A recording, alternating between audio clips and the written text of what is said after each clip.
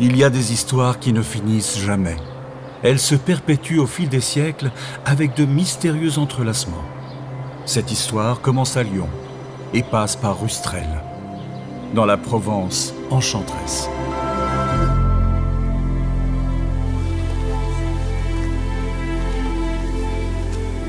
C'est très beau ici. Oh, il y a aussi des escaliers. Oui, oui, je pense qu'on peut y aller. C'est beau ici, n'est-ce pas? Oui. Alors, le guide dit que Rustrel est célèbre pour son Colorado provençal. Oui. Un site naturel aux rochers multicolores. Et ça se voit. Qui captive les yeux des visiteurs. Vraiment fascinant. Absolument incroyable.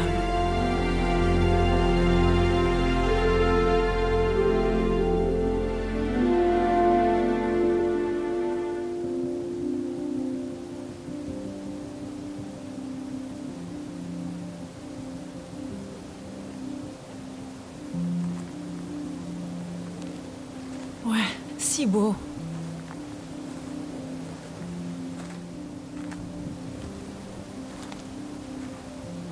En 1846, une riche entrepreneuse lyonnaise, Pauline Jaricot, y fit construire un haut fourneau pour donner du travail et une vie digne aux ouvriers et à leurs familles.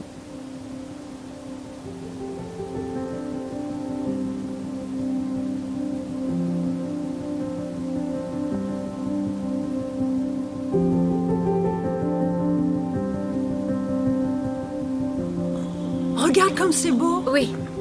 Et il y a ça aussi, tu vois? Des traverses. Oui. Et là aussi... Ah oui, c'est C'est vrai, la est-ce que même. c'est beau? Oui, Vraiment fascinant. oui, Il s'agrippait là-haut. oui, Regarde comme c'est beau. oui, vraiment. Oui. Allons-y.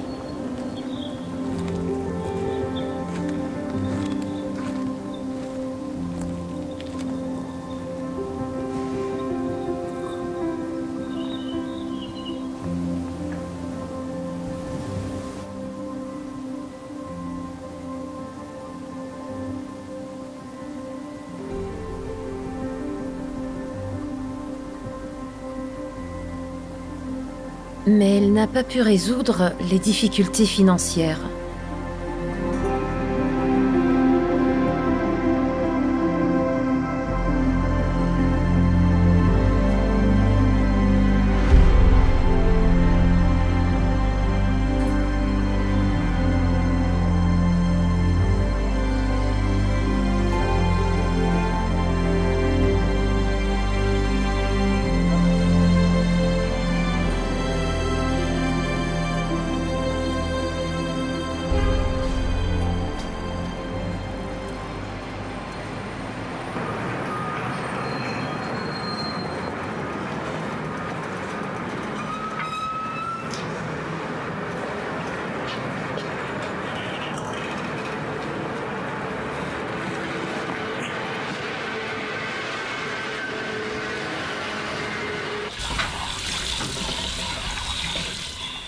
Salut! Salut, comment ça s'est passé? Bien. J'ai parlé au professeur de mon souhait d'approfondir l'histoire de Pauline Jaricot. Et il est très intéressé par ce qu'elle a de singulier. Et il m'a dit d'étudier l'histoire de l'usine de l'entrepreneuse. Mais c'est très bien, c'est ce que tu voulais. Tu es curieuse de connaître cette... Ah oui. Oui. Pauline. Elle s'appelait Pauline Jaricot. Ah, pardon, juste un instant.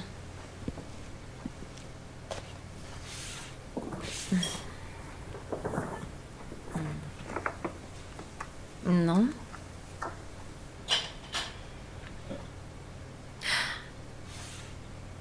C'est elle. Je savais que nous nous étions déjà rencontrés. La dédicace de la grand-mère. Claire. Vis comme elle. Vis comme une colombe. Pauline Jaricot est née à Lyon le 22 juillet 1799 dans une famille de soyeux lyonnais profondément liés à l'Église.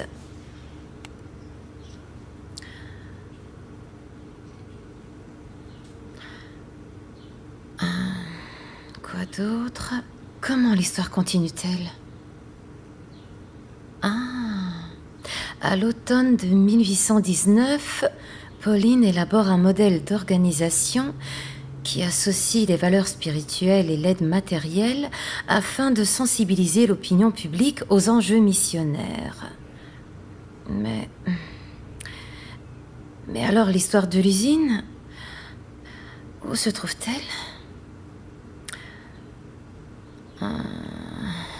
Je la vois pas. Ah, la voici. L'entreprise fonctionne régulièrement pendant 8 mois, avec une centaine d'ouvriers vivant sur place avec leurs familles. Mais alors l'industrie n'est que la fin de cette histoire. Que veux-tu dire? Eh bien que Rustrel n'est qu'une partie de l'histoire de Pauline. Ok, d'accord. Mais maintenant, on sort! On sort ou pas? Oui, bien sûr. On s'occupera de Pauline demain. Oui, dépêche-toi. On est en retard. Merci.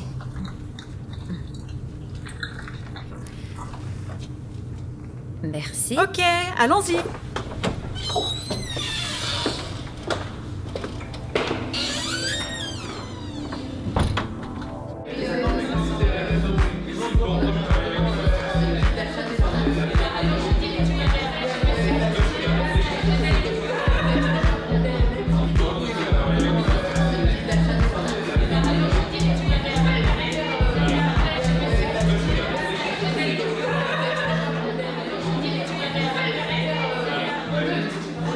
Tout va bien? Oui, oui.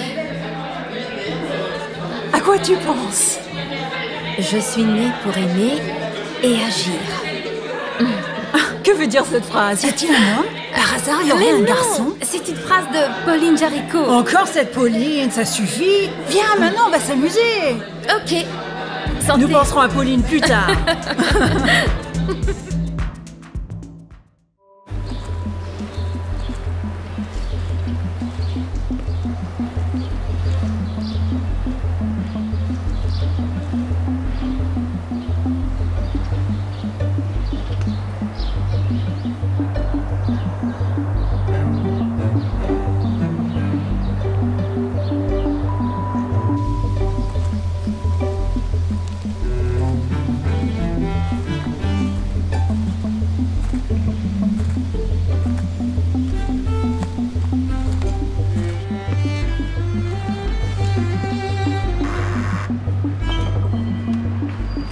Bonjour. Bonjour. Excusez-moi, c'est la maison de Pauline? Oui, c'est ça. On peut la visiter? Bien sûr, je vous en prie. Merci. Je vais appeler le guide. Je vais l'appeler. Vous pouvez attendre ici. Merci.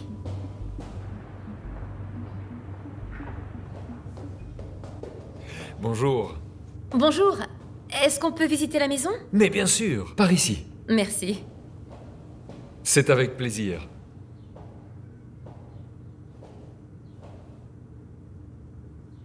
Ah, c'est elle. Pauline-Marie Jaricot, fille de riches soyeux lyonnais, elle vit une enfance entourée de l'affection et de la foi de ses parents. À 15 ans, suite à des soucis de santé, puis au décès de sa mère, elle traverse des moments de grande souffrance. Après avoir écouté un sermon sur la vanité à l'église Saint-Nizier, elle change radicalement de mode de vie. Elle décide de s'habiller simplement comme les ouvrières et se met au service des pauvres. À partir de là, eh bien, une nouvelle aventure commence pour elle.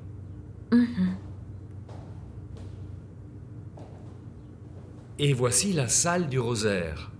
Ah, comme c'est beau.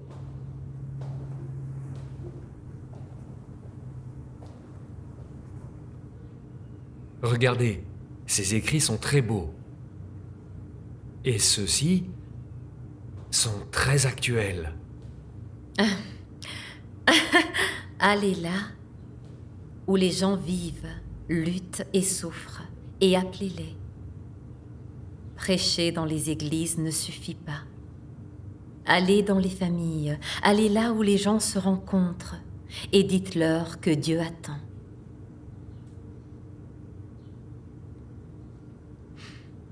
C'est beau. C'est magnifique.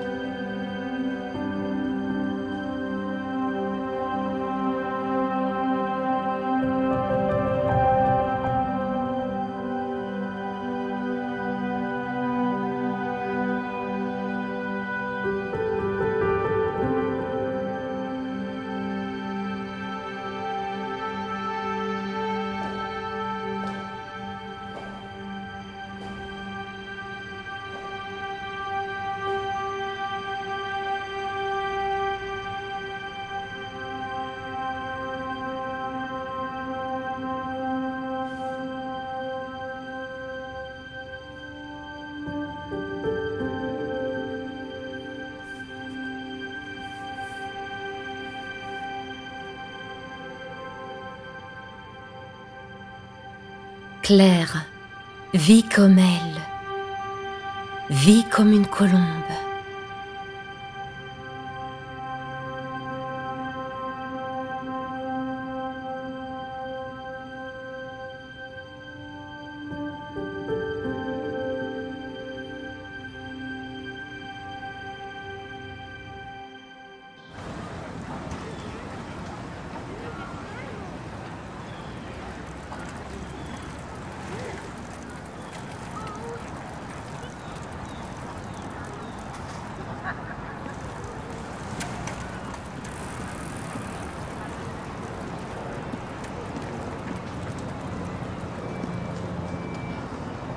Allez là où les gens vivent, luttent et souffrent.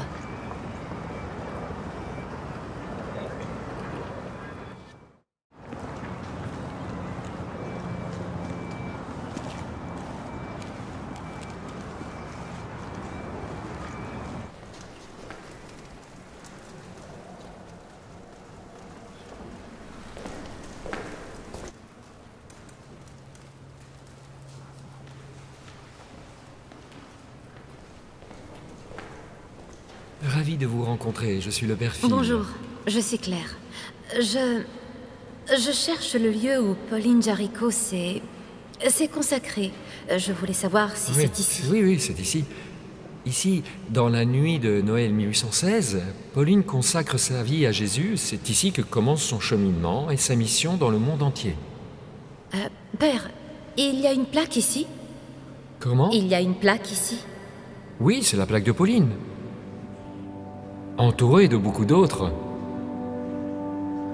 Elle aimait voyager, et moi aussi, j'aime beaucoup voyager. Non, elle a surtout accompli un voyage intérieur, à la recherche de la vérité.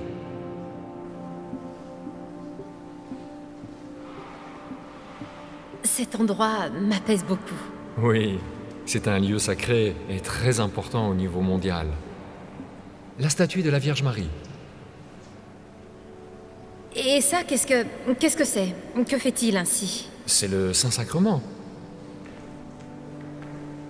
Eh bien alors, encore merci pour la visite. De rien, revenez quand vous voulez, vous serez la bienvenue. Merci, au revoir.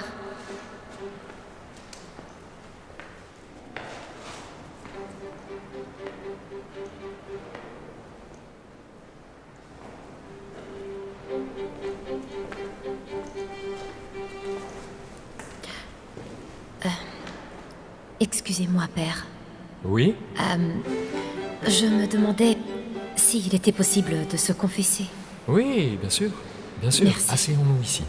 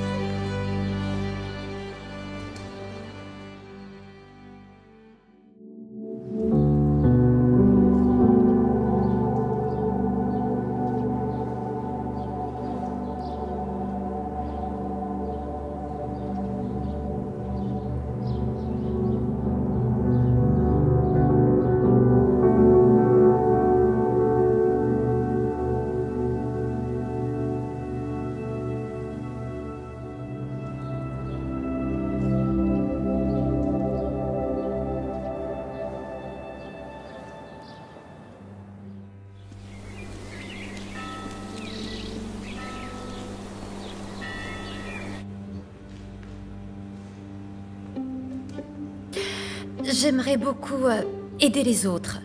Pas seulement ici à Lyon, mais aussi en Chine et en Afrique. Je suis vraiment heureux de vous entendre dire cela. Vous savez, il y a beaucoup de gens qui consacrent leur vie aux missions. Ici, j'ai beaucoup d'amis. Et à Lyon, je pourrais aider concrètement les gens. Le battement d'aile d'un papillon peut provoquer une tornade à l'autre bout du monde. Vous savez, un petit geste d'amour ici peut être comme un tsunami. Allez, venez. Je suis si heureuse que vous soyez ici. Tant de temps à passer. Merci. Je vous ai préparé du thé. Que tu es gentil, merci. C'est du thé au citron, ça vous va? Ah oui, ça me va très bien. Parfait, merci. Claire est sortie acheter les madeleines. Oui. C'est chaud. Alors Claire, tu voulais nous parler de quelque chose? Dis-nous. Oui, en effet, vous vous souvenez que je vous ai parlé d'émissions? Et si vous aviez envie de m'aider? Ah, et comment? Oui. Alors, mais avant, j'aimerais vous lire un bref texte de Pauline Jaricot. Elle dit « Dieu a une vraie prédilection pour les pauvres. Il porte son empreinte et sa compassion. L'amour de Dieu donne de la valeur aux moindres actions. » Et concrètement? Que dit-elle? Eh bien, concrètement, que cette Pauline Jaricot a mis les mains dans le cambouis et s'est démenée pour les autres, pour la mission. Et cela a rempli sa vie. Oui. Ok. Et comment penses-tu pouvoir faire ça? Oui, alors comment penses-tu faire? Eh bien, on pourrait, si vous êtes d'accord aussi, nous pourrions commencer à aider les pauvres. Ça nous ferait du bien à nous aussi. Alors, selon moi, on pourrait aider Olivier. Vous savez, le clochard Oui, bien qui sûr. dort devant notre maison. Oui, pourquoi Non? pas? On pourrait lui Oui. apporter quelque chose à Mais manger. pas seulement pour lui. On pourrait aussi aider tous les SDF du quartier. Bien Oui, sûr. c'est juste. Et vous saviez que Pauline avait des projets encore plus importants. Elle ne pensait pas seulement à son quartier ou à ses amis. Elle a choisi 10 personnes et chacune en a choisi 10 autres. Et donc tous se sont engagés à prier et à donner un sou chaque semaine pour l'émission. Et en effet, c'est comme un petit caillou jeté dans une mare qui va créer des vaguelettes. C'est un peu comme faire du crowdfunding. C'est à peu près On est ça. capable de le faire, les Oui, filles. certainement. oui, bien bien sûr. On pourrait même créer un site internet. Qu'en dites-vous? Très bonne idée. Voyons Je un peux peu. m'occuper M'occuper des réseaux sociaux, d'Instagram, de Facebook et... Oui, c'est bien. Oui. Oui, ok. Oui, tu as déjà des idées? Oui, quelques-unes. Merci Olivier. Tu étais toujours assis là. J'ai touché son cœur grâce à toi. Bonjour Olivier. Tu vas bien? Allons-y.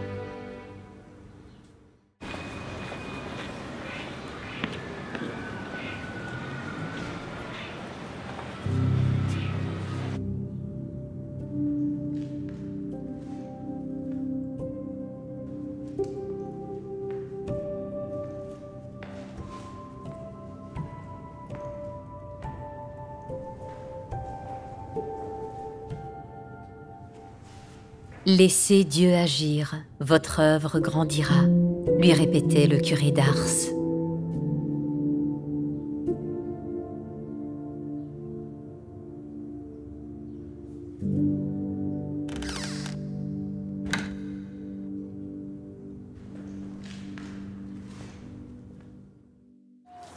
Salut les Salut, filles. salut. Comment ça va, Claire?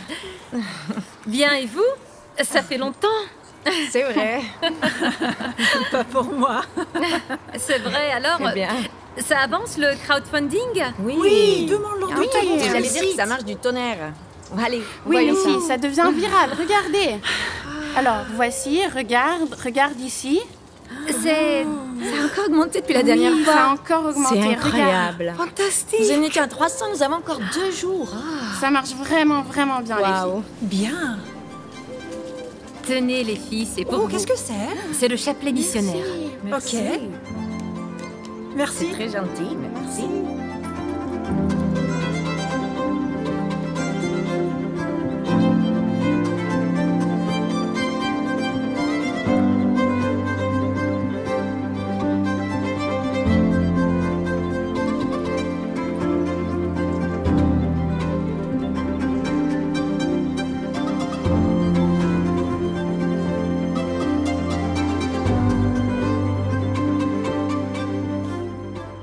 Voici le numéro.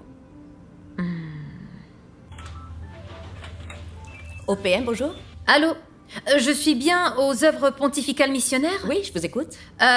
Bonjour, je m'appelle Claire de Saint-Jean et avec des amis, nous avons organisé un crowdfunding pour l'émission et le père Phil Constance, qui est un prêtre de la basilique de Fourvière, nous a conseillé de vous appeler pour connaître vos activités. Le mieux serait que vous passiez nous voir. L'adresse, c'est rue Sala, dans le centre de Lyon, au 12. Ah, super, alors à demain. Au revoir et merci. Très bien, merci. À bientôt. Au revoir.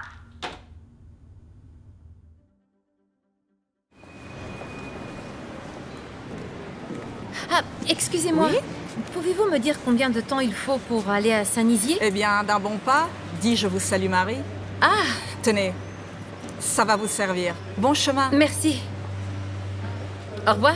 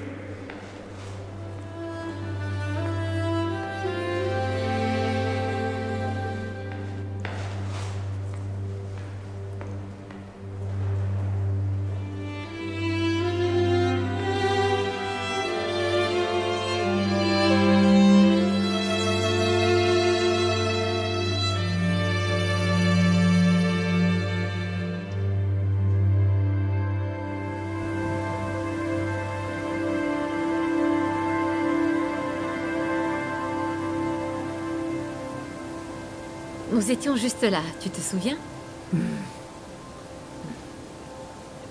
Mais... tant de choses ont changé. C'est normal, on n'est plus des touristes. Ben... c'est ici que notre amitié avec Pauline a commencé. C'est vrai. Ton prof sera satisfait. Mais tu me sembles être une autre personne. Moi aussi, je le pense.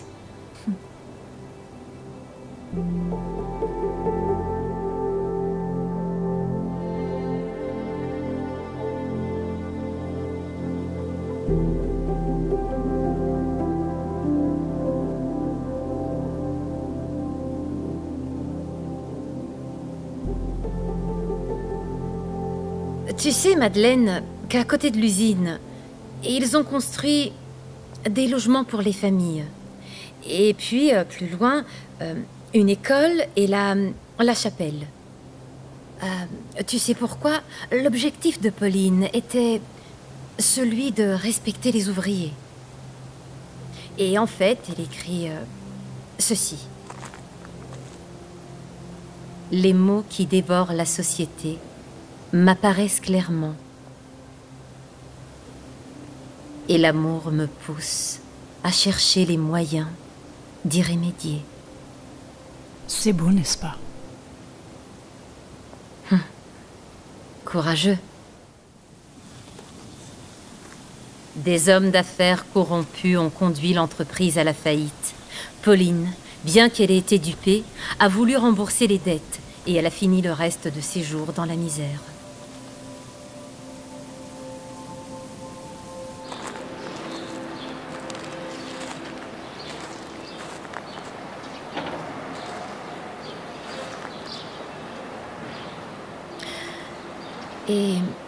Et ensuite, pendant les fêtes de Noël, la maladie s'aggrave. Et le 9 janvier 1862, Pauline meurt, en pardonnant aux hommes qui avaient abusé de sa confiance. Quoi? Mais alors ça a été un échec? Elle n'a rien fait, elle n'a rien dit du tout. Ce n'est pas possible, ce n'est pas juste. Non, non, alors là, je ne suis pas du tout d'accord. Ce n'est pas possible. Tu as raison, c'est vrai. Mais parfois, la vie ne se passe pas comme on le souhaite. Mais Pauline m'a appris à voir les choses d'en haut et non pas d'en bas.